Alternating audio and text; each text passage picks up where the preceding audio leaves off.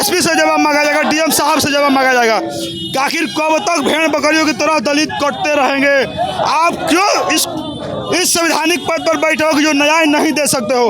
अगर आपसे न्याय नहीं हो सकता है तो आपकी तो कुर्सी छोड़ो या तो अपराधियों को जल्द से जल्द पकड़ो। ये हम लोग की ये नीला पट्टा नहीं है, ये नीला ये कफन है और हमने अपने समाज के लिए जान निछावर कर देंगे, लेकिन पीछे नहीं हटेंगे। बहुजन समाज के लोग, दलित समाज उनको वोट दे, लेकिन इनके मानसिकता हम लोग समझते हैं, इनकी मंशा हम समझते हैं, सब समझ गए हैं।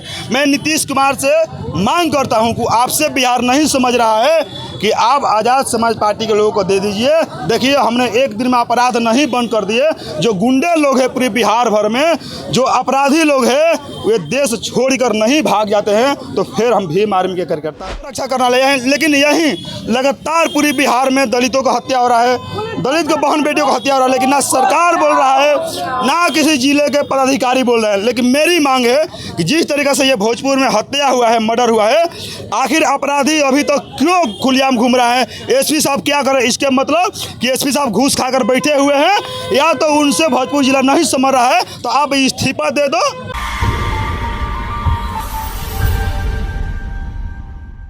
दोस्तों, देख सकते हैं कि जिस स्तर से भोजपुर जिला में अत्याचार हत्याएं बढ़ रही है, ब्रियंटन रजक के हत्या की गई है, उनके फांसी दो की नारा लग रहा है कि उनके हत्यारों को फांसी दो। इसके साथ ही बहुत सारे जिले के जिला अध्यक्ष हैं, उसमें सुरेश आजाद जी हैं, बक्सर से चल के आए पूर्व जिला अध्यक्ष हैं, उनसे बात करने की कोशिश करें। स्वागत है जी, धन्यवाद।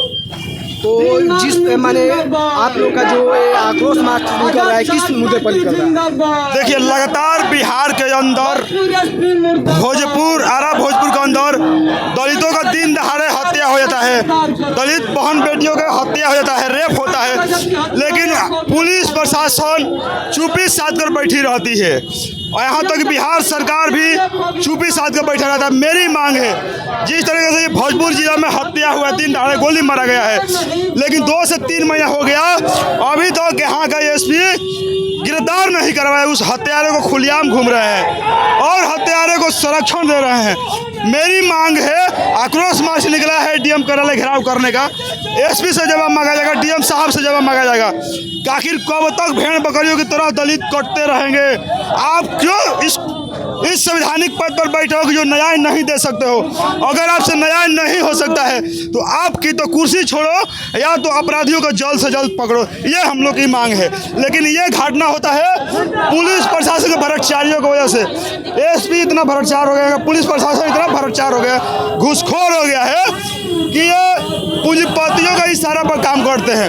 यही किसी पूंजीपतियों का हत्या हुआ होता, ये हमारे लोगों को घर में सजा कर 24 घंटे के अंदर पूरी परिवार को लेकर जेल में डाल देते। लेकिन ये तानाशाही करना बंद करे और कुर्सी छोड़े।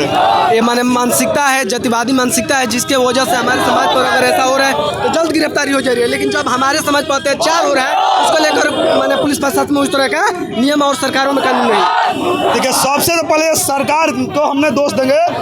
ये सरकार अगर सही रहता, चुनाव आता है तो ये सरकार कहता है कि हमने संविधान को बचाना है, हमें दलित के हितैषी है, हमें दलित को रक्षा करना ले हैं। लेकिन यहीं लगातार पूरी बिहार में दलितों का हत्या हो रहा है, दलित के बहन बेटियों को हत्या हो रहा है, लेकिन ना सरकार बोल रहा है ना किसी जिले के पदाधिकारी बोल रहे हैं। लेकिन मेरी मांग है कि जिस तरीके से ये भोजपुर में हत्या हुआ है, मर्डर हुआ है, आखिर अपराधी अभी तक क्यों खुलेआम घूम रहा है। एसपी साहब क्या करें, इसके मतलब कि एसपी साहब घूस खाकर बैठे हुए हैं या तो उनसे भोजपुर जिला नहीं समझ रहा है तो आप इस्तीफा दे दो, किसी दूसरे पदाधिकारी आएंगे तो न्याय हो सकता है कि होगा। देख रहे हैं कि जो बिहार सरकार के नीतीश कुमार हैं, जो मुख्यमंत्री बने हुए हैं, उनका एक बयान आया था कि दलितों का हत्याएं होगा, उस पर एक एक नौकरियां दी जाएगी। लेकिन अभी तक नहीं लगता है कि ज़मीनी स्तर पर ऐसा मिल रहा है। आखिर क्या कारण है? कारण आप तो बोल ही रहे हैं कि ये जब चुनाव आता है तो अभी इनको याद आता है कि दलित को हत्या होगा तो नौकरी मिलेगा, मुआवजा मिलेगा, ताकि दलित गुमराह होकर हमें वोट देंगे। लेकिन कहते हैं कि हम दलित के हितैषी हैं ताकि दलित हमको वोट देगा। कहते हैं कि हमने संविधान को बचाना है ताकि पूरे बहुजन समाज के लोग, दलित समाज उनको वोट दे। लेकिन इनके मानसिकता हम लोग समझते हैं, इनकी मंशा हम समझते हैं, सब समझ गए हैं।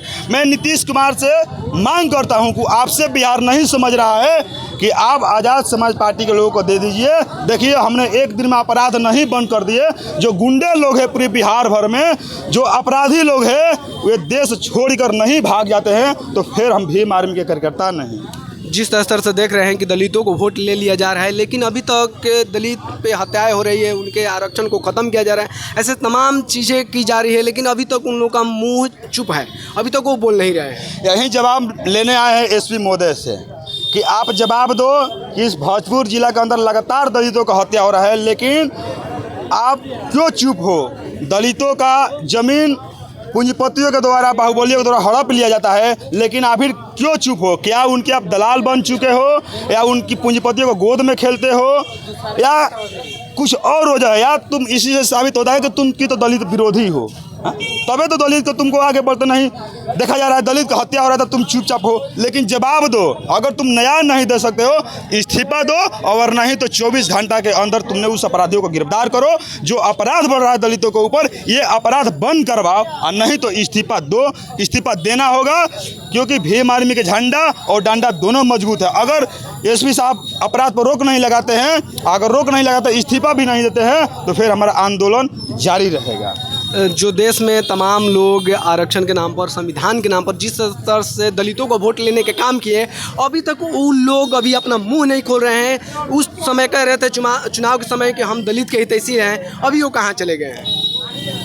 भाई, आपसे बता रहे हैं कि ये दलितों के वोट लेने के लिए सारा साजिश किया जा रहा है, लेकिन हम लोग तो समझ रहे हैं, और पूरे बहुजन समाज के भी लोग समझ रहे हैं, दलित समाज पूरी तरह से समझ गया है कि ये लोग दलित विरोधी है। ये हमारे वोट केवल लेने के लिए ये लोग मीठी मीठी बातें बोलते हैं, आकर हमारे झुंगी झोपड़ियों में बैठकर खाना खाते, हमारे थाली में खाना खाते हैं, लेकिन हम पर अन्याय अत्याचार होता है, हमारे आरक्षण को छीना जाता है उन्हीं की सरकार में, लेकिन वे चुपचाप है। इसके मतलब वे हमारे विरोधी है। आने दो चुनाव, फिर हमने बताएंगे कि ये सरकार कहाँ जाएगी। और बिहार के मुख्यमंत्री जो नीतीश कुमार है, आने दो चुनाव, ज़्यादा दिन नहीं है, ये 25 में ही चुनाव होने वाला है। ऐसा उठाकर दलित समाज फेंकेगा तो दूर दूर तक नज़र नहीं आएंगे। यहाँ पर दलित को हितैषी बताने वाले बहुत सारी ऐसी पार्टियाँ हैं, वो हम हो या लोजपा, रामविलास पासवान हो, सारे तमाम कहते हैं कि हम दलित हैं और दलित का हितैषी हैं। वो अभी तमाम माने भीम आर्मी को देख रहे हैं कि लगातार सड़कों पे संघर्ष कर रही हैं, लेकिन अभी तक उनका एक भी संघर्ष नहीं दिख रहा है। आखिर क्या कारण है कि वो ऐसे में बैठे हुए अपना? देखो, असली में बता दें कि दलित अगर हितैषी है, दलित को शुभचिंतक है, दलित को रक्षक है, संविधान के रक्षक है, सिर्फ भीम आर्मी आज़ाद समाज पार्टी के लोग। पूरी देश भर में आप देख लीजिए कि संविधान को बचाने के लिए हम लगातार रोड पर धरना प्रदर्शन कर रहे हैं, अपने लोगों को बीच जा रहे हैं, लोगों को जगा रहे हैं। आरक्षण बचाने के लिए लगातार आंदोलन चल रहा है। अभी 21 तारीख को आंदोलन हुआ दिल्ली में, 11 सितंबर पर इस सरकार को घुटने पर लाने का वादा हुआ है। दिल्ली में सब पूरे दलित समाज, बहुजन समाज जुट रहे हैं। ये सिर्फ भीम आर्मी और आज़ाद समाज पार्टी है जो दलितों का रक्षा कर सकती है, उसके हक अधिकार बचा सकती है, उसके हक अधिकार दिला सकती है। इसके अलावा कोई पार्टियां नहीं है जो दलितों का शुभचिंतक हो, दलितों का चिंता करेंगे। तो देख लो, सभी पार्टियां ने सत्ता में है, देख लो कितने लोगों ने आवाज़ उठा रहे हैं सदन में। दलित एसी से जीतकर, सुरक्षित कोटा से जीतकर 131 सांसद हो जाते हैं, लेकिन आप बताइए कि सदन में कितने सांसद आवाज़ उठाते हैं? सिर्फ एक चंद्रशेखर आज़ाद जी है जो पूरी बहुजन समाज की आवाज़ उठाते हैं, उनकी हक अधिकार को सुरक्षा करने की बात करते हैं, संविधान को सुरक्षित करने की बात करते हैं। उसके अलावा सभी 130 सांसद कहाँ है जो कि सुरक्षित सीट से जाता है? ये हमारे लोगों को ये समझनी है कि आपका अधिकार भीम आर्मी से आज़ाद समाज पार्टी बचा सकती है। देखो, ये नीला पट्टा नहीं है, ये नीला ये कफन है, और हमने अपने समाज के लिए जान निछावर कर देंगे, लेकिन पीछे नहीं हटेंगे। 21 अगस्त का भारत बंद हुआ और उसमें कोई पॉजिटिव रिजल्ट नहीं है। जिस तरह से कहा जा रहा था कि जो विधेयक लाया जाए, विधेयक के अनुसार उसको मैंने फिर जहाँ पर था उसको कर दिया जाए, अनुसूची में जो 9वीं अनुसूची है उसमें आरक्षण को डाल दिया। इसके तमाम कॉलेजियम सिस्टम को लेकर बातें हुई। उसको देखो, मेरी तक मांग है, होगा मान लो अभी नहीं होगा, होगा जरूर, क्योंकि दुनिया के सबसे बड़ा संगठन भीम आर्मी है। हमने सरकार को घुटना पर टिकवाते हैं, क्योंकि 2 अप्रैल 2018 में हमने आंदोलन करके दिखाया, जो कि एस टी एक्ट पर जो हमला किया था सरकार ने, कि हमने अपनी ताकत दिखाई, उसको घुटना पर लाए। उसी तरह से जो हमारे आरक्षण की बात की है, वर्गीकरण की, हमने अपनी ताकत दिखाए हैं। 21 अगस्त को आखिरी भी ताकत दिखाएंगे, दूसरी ताकत 11 सितंबर को। अगर उसमें भी अगर सरकार नहीं सुनेगी तो फिर पूरे दिल्ली में हमने चप्पा चप्पा जाकर बैठेंगे और संसद में जाकर हमारे पूरी दलित समाज हमने संसद में ले जाकर हम लोगों ने बैठेंगे, सुप्रीम कोर्ट में भी अपने लोगों को घुसाएंगे। ये तानाशाही नहीं चलेगा। हम बहुत बहुत धन्यवाद। हमारे साथ देख सकते हैं कि सुरेश आज़ाद थे, उनका कहनाम था कि अगर ये सरकार नहीं सुधरती है तो हम लोग सुधारने का काम करेंगे। हम भीम आर्मी वाले हैं, हम बता देंगे कि शासन प्रशासन क्या होती है अगर हमारी जो भागीदारी सत्ता में होती है। तो इसको लेकर क्या सोचते हैं दोस्तों, प्लीज़ कमेंट करके ज़रूर बताएं। बहुत ज़्यादा से ज़्यादा वीडियो को शेयर करें। बहुत बहुत धन्यवाद।